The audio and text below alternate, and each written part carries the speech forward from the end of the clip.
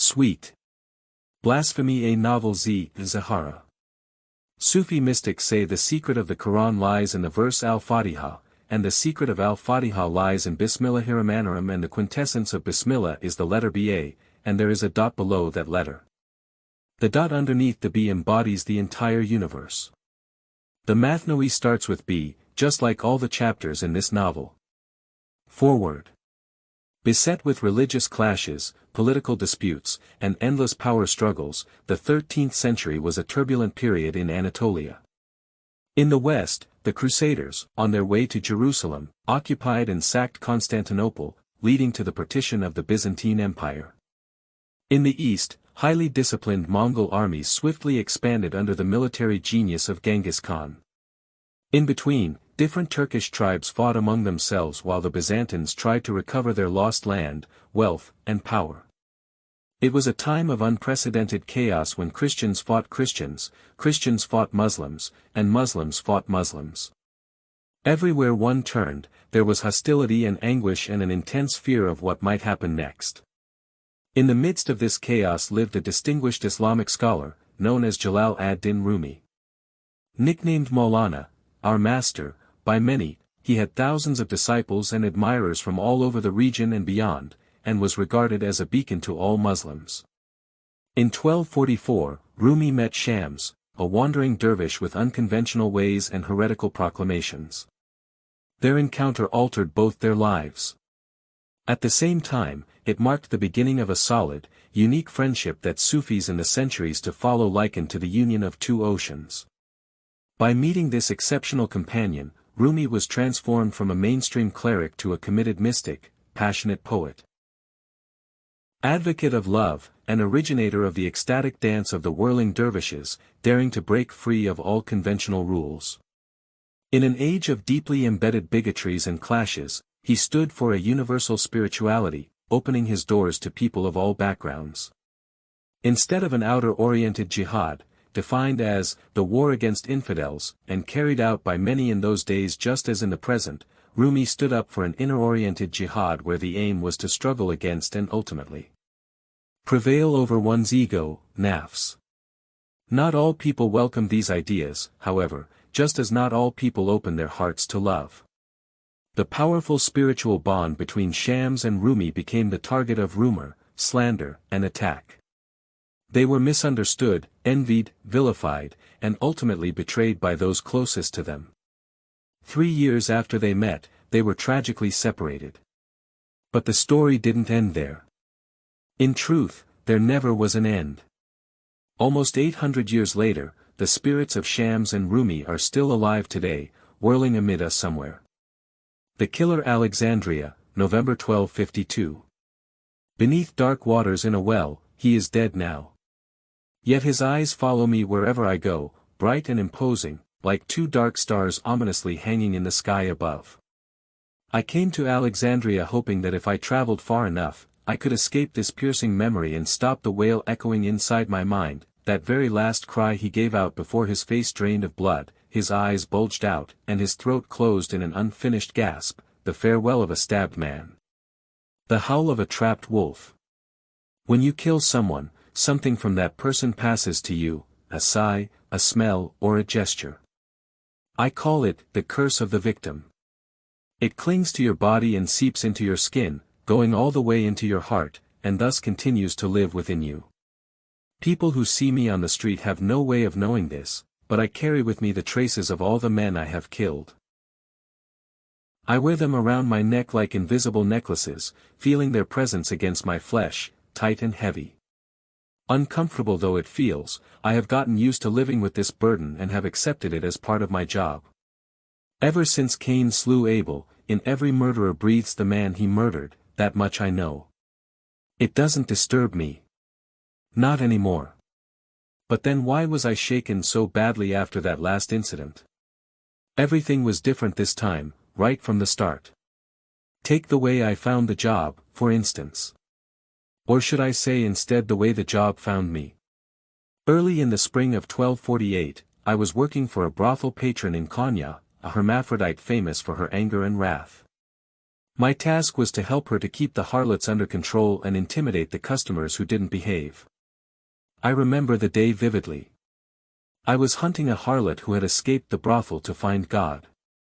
She was a beautiful young woman, which sort of broke my heart, because when I caught up with her, I was going to ruin her face so bad that no man would ever want to look at her again.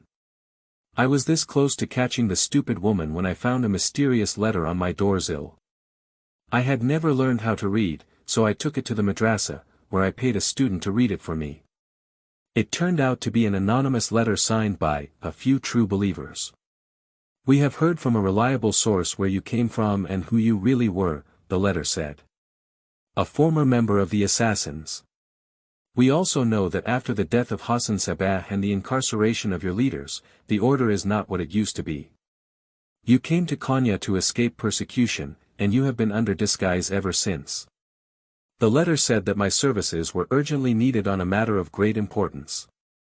It assured me that payment would be satisfactory. If interested, I was to appear in a well-known tavern that evening after dark. Once there, I had to sit at the table closest to the window, my back to the door, my head bowed down, and my eyes fixed on the floor. I would soon be joined by the person or persons who would hire me. They were going to give me all the information I needed to know. Neither when they arrived nor as they left, and at no point during our conversation, could I raise my head and look at their faces. It was a strange letter. But then again, I was used to dealing with the whims of clients. Over the years I had been hired by all sorts of people, and most of them wished to keep their names secret. Experience had taught me that, more often than not, the more strongly a client strived to hide his identity, the closer he happened to be to his victim, but that was none of my business. My task was to kill. Not to inquire into the reasons behind my assignment. Ever since I left Alamat years ago, this had been the life I chose for myself. I seldom ask questions anyway. Why would I? Most folks I know have at least one person they want to get rid of. The fact that they don't do anything about it doesn't necessarily mean they are immune to the desire to kill. In fact, everyone has it in him to kill someday. People don't get that until it happens to them. They think of themselves as incapable of murder. But it is just a matter of coincidence. Sometimes even a gesture is enough to inflame their tempers. A deliberate misunderstanding, a squabble over nothing, or simply being at the wrong place at the wrong time can bring out a destructive streak in people who are otherwise good and decent fellows. Anyone can kill. But not everyone can kill a stranger in cold blood. That is where I enter the picture. I did the dirty work of others. Even God recognized the need for someone like me in his holy scheme when he appointed Azrael the archangel of death to terminate lives. In this way human beings feared, cursed, and hated the angel while his hands remained clean and his name unblemished. It wasn't fair to the angel. But then again, this world was not known for its justice, was it? When darkness settled, I went to the tavern. The table by the window happened to be occupied by a scar-faced man who seemed to be in deep sleep. It occurred to me to wake him up and tell him to go somewhere else, but with drunks you never knew how they would react, and I had to be careful not to draw too much attention to myself. So I sat at the next available table, facing the window. Before long, 2 men arrived. They sat on either side of me so as not to show their faces. I didn't need to look at them, though, to realize how young they were and how unprepared for the step they were about to take. "You came highly recommended," said one of them, his tone not so much cautious as apprehensive. "We were told you were the best." It felt funny, the way he said it, but I suppressed my smile. I noticed they were scared of me, which was a good thing. If they were scared sufficiently, they could not dare to do me wrong. So I said, "Yes, I am the best. That is why they call me Jackal Head. I have never let my clients down, no matter how hard the task." "Good." He sighed. "Because this might not be an easy task." Now the other guys spoke. "See, there is this man who has made himself too many enemies. Ever since he came to this town, he has brought nothing but trouble. We have warned him several times, but he pays us no attention. If anything, he has become all the more contentious. He leaves us no other option. It was always the same. Each time the clients tried to explain themselves before we cut a deal, as if my approval could in any way lessen the gravity of what they were about to do. I know what you mean. Tell me, who is this person? I asked. They seemed reluctant to give me a name, offering vague descriptions instead. He is a heretic who has nothing to do with Islam. An unruly man full of sacrilege and blasphemy. A maverick of a dervish.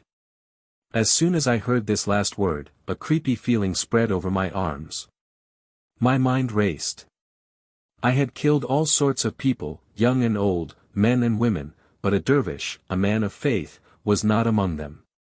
I had my superstitions and didn't want to draw God's wrath upon me, for despite everything I believed in God. I'm afraid I'm going to have to turn it down. I don't think I want to kill a dervish. Find someone else. With that, I stood up to leave. But one of the men grabbed my hand and beseeched, "Wait, please. Your payment will be commensurate with your effort. Whatever your fee is, we are ready to double the price." "How about triple?" I asked, convinced that they wouldn't be able to raise the amount that high. But to my surprise, after a brief hesitation, they both agreed. I sat back in my seat, feeling jittery. With this money I could finally afford the price of a bride and get married and stop fretting over how to make ends meet. Dervish or not, anyone was worth killing for this amount. How could I know in that moment that I was making the biggest mistake of my life and would spend the rest of my days regretting it? How could I know it would be so hard to kill the dervish and that even long after he was dead, his knife-like gaze would follow me everywhere? For years have passed since I stabbed him in that courtyard and dumped his body in a well, waiting to hear the splash that never came. Not a sound. It was as if rather than falling down into the water he fell up toward the sky. I still cannot sleep without having nightmares, and if I look at water, any source of water, for more than a few seconds, a cold horror grips my whole body and I throw up. Thanks for watching.